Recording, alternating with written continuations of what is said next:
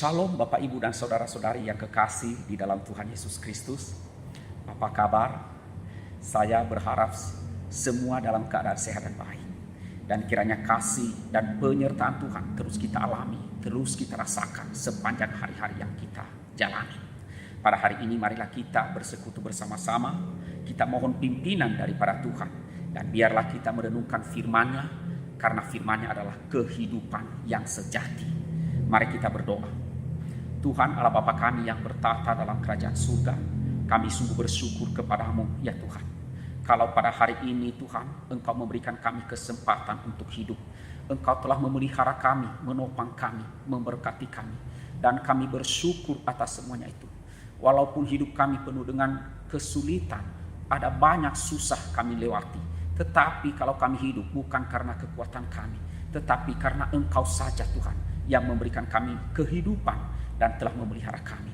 Ya Tuhan, tolonglah kami dalam persekutuan pada hari ini, layakkanlah kami, ampunilah segala dosa kami, dan kiranya persekutuan kami boleh berkenan kepada Tuhan. Terima kasih Bapa, di dalam nama Tuhan Yesus kami berdoa dan bersyukur. Amin. Bapak, Ibu, dan saudara-saudari yang kekasih di dalam Tuhan Yesus Kristus, firman Tuhan pada hari ini saya berikan judul hidup yang kekal.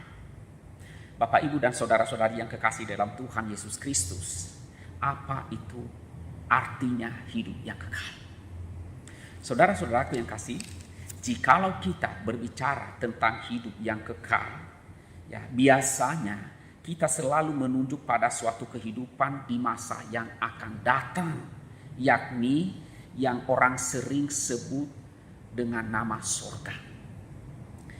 Bapak Ibu, di dalam dunia ini tidak semua orang percaya surga. Ada 3 cara pandang manusia dalam memandang kehidupan itu sendiri. Yang pertama-tama saudara, cara pandang yang pertama adalah memandang kehidupan itu sendiri seperti lingkaran. Ya, dalam cara pandang ini, kehidupan itu dipandang seperti lingkaran yang terus berputar dan terus berputar.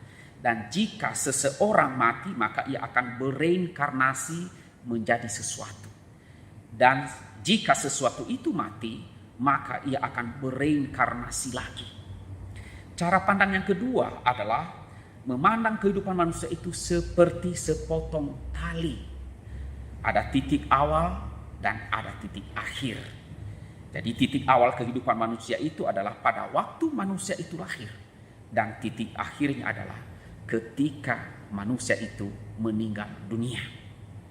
Kemudian cara pandang yang ketiga adalah kehidupan manusia itu adalah seperti kerucut yang terbalik. Manusia mempunyai sebuah titik awal dalam kehidupannya, tetapi setelah melewati kematian, manusia tidak mempunyai batasan akhir dari hidupnya. Nah, bagaimana Alkitab mengajarkan tentang hidup yang kekal kepada kita? Saudara-saudari yang kekasih di dalam Tuhan Yesus Kristus, Alkitab mengajarkan kehidupan yang kekal itu bukanlah kehidupan yang baru kita alami kelak setelah kita meninggalkan dunia ini. Kalau kita memperhatikan di dalam Injil Yohanes, kehidupan yang kekal itu ternyata telah kita alami bahkan sejak sekarang ini. Di dalam Injil Yohanes pasalnya yang ketiga ayat 15, firman Tuhan berbunyi demikian, supaya setiap orang yang percaya kepadanya beroleh hidup yang kekal. Demikian juga di dalam Yohanes pasal 3 ayat 36, barang siapa percaya kepada anak yaitu Yesus Kristus, ia memperoleh hidup yang kekal. Jadi Bapak, Ibu, dan saudara-saudari, jika kita telah percaya kepada Tuhan kita Yesus Kristus, maka sekarang ini kita telah mempunyai hidup yang kekal.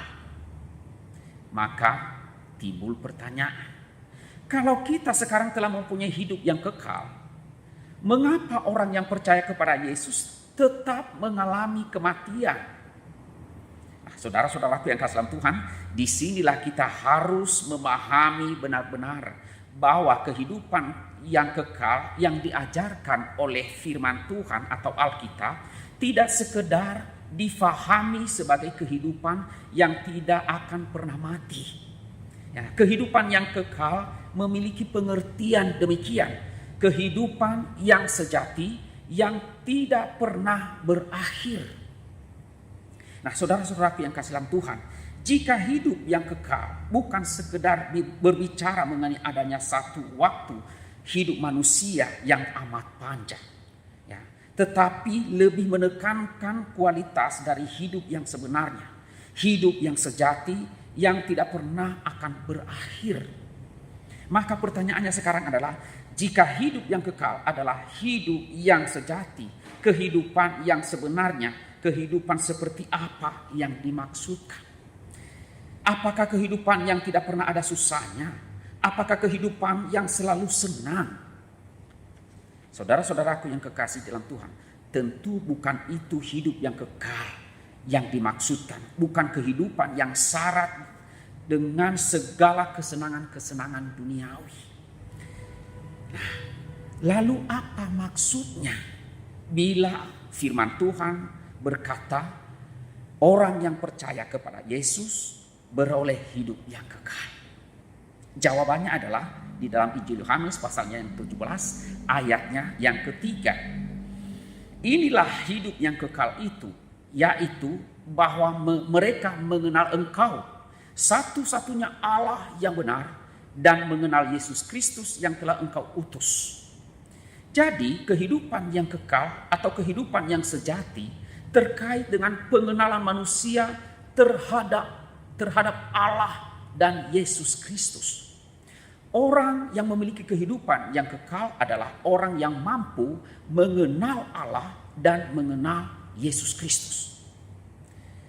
Lalu apa maksudnya mengenal? Saudara, istilah mengenal memuat pengertian begini, yaitu sebuah hubungan yang akrab. Adanya sebuah hubungan yang akrab. Jika saya berkata aku mengenal si A, maka kalimat ini berarti saya bukan sekedar tahu siapa itu si A, namun saya kenal dengan dia. Saya bukan sekedar tahu siapa itu si A, tetapi saya akrab dengan dia. Saya tahu betul siapa dan bagaimana dia. Nah, itulah arti dari kata mengenal. Jadi artinya saudara, orang yang memiliki kehidupan yang kekal adalah orang yang memiliki hubungan yang akrab dengan Tuhan. Orang yang seperti inilah yang memiliki kehidupan yang sejati, kehidupan yang sebenarnya. Jadi yang dimaksudkan oleh kitab suci dengan orang-orang percaya telah mendapatkan, telah memperoleh kehidupan yang kekal adalah orang-orang percaya dalam Yesus Kristus sekarang ini bisa memperoleh persekutuan pribadi dengan Allah. Relasi pribadi dengan Allah inilah yang bersifat kekal, bersifat tanpa batas dan tanpa akhir.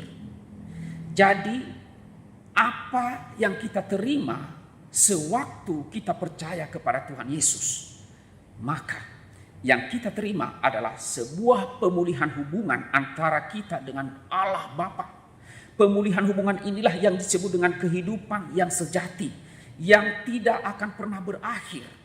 Oleh karenanya saudara, yang menjadi salah satu ciri orang yang telah percaya dengan sungguh-sungguh kepada Tuhan Yesus Kristus adalah ia mempunyai hubungan pribadi dengan Allah.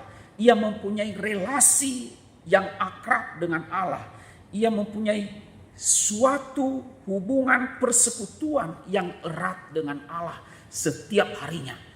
Ia mempunyai hubungan yang intim dengan Allah, dekat dengan Allah setiap hari, bersama-sama dengan Allah, merenungkan dan mentaati firman Allah. Itulah hidup yang kekal. Itulah yang kita peroleh di dalam Tuhan kita Yesus Kristus. Nah, demikian sebaliknya. Tanpa sebuah relasi, tanpa persekutuan, tanpa sebuah hubungan pribadi yang akrab dengan Tuhan, maka kita belum mendapatkan atau belum memiliki atau belum memperoleh hidup yang kekal. Kiranya dengan renungan firman Tuhan pada hari ini, kita yang telah percaya benar-benar yakin bahwa saat ini pun kita telah memiliki hidup yang kekal. Dan kita yang selama ini belum memiliki hubungan yang erat, yang akrab, relasi yang baik dengan Allah. Marilah kita membangun hubungan yang baik itu dengan mentaati Tuhan kita, dengan berelasi dengannya tiap-tiap hari. Dan kita akan terus bersekutu bersama-sama dengan Tuhan dengan tidak pernah berakhir selama-lamanya. Amin. Mari kita berdoa. Tuhan Allah Bapa kami yang bertata di dalam kerajaan surga, kami sungguh bersyukur kepadamu ya Tuhan. Kalau pada hari ini kami boleh merenungkan akan firman, untuk merenungkan kembali apa itu artinya hidup yang kekal. Dan kami telah belajar di dalam firman. Terima kasih Tuhan, dan tolonglah kami untuk membangun hubungan yang akrab, relasi yang baik dengan Engkau ya Tuhan. Dengan melakukan firman-Mu, mentaati kehendak-Mu, dan membangun hubungan persekutuan yang tidak pernah berhenti dengan Engkau. Supaya kami dalam hidup kami ini tidak pernah berakhir hubungan yang sejati dengan Engkau. Hingga kami nantinya meninggalkan dunia ini, dan seterusnya kami akan bersekutu bersama-sama dengan Engkau di dalam surga, di tempat Allah yang mulia. Di dalam nama Tuhan Yesus Kristus kami berdoa, kami bersyukur. Amin.